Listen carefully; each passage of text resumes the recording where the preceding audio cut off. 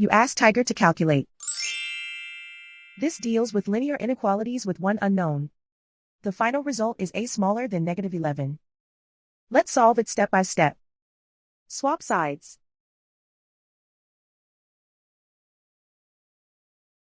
Isolate the a. Divide both sides by -6. Whenever you multiply or divide by a negative, reverse the inequality sign.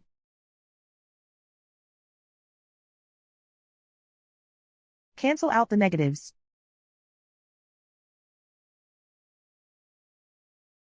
Simplify the fraction.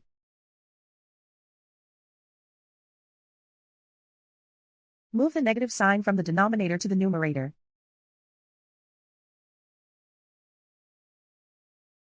Find the greatest common factor of the numerator and denominator.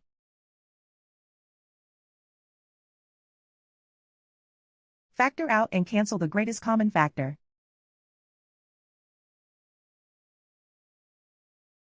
Plot the solution on a coordinate grid.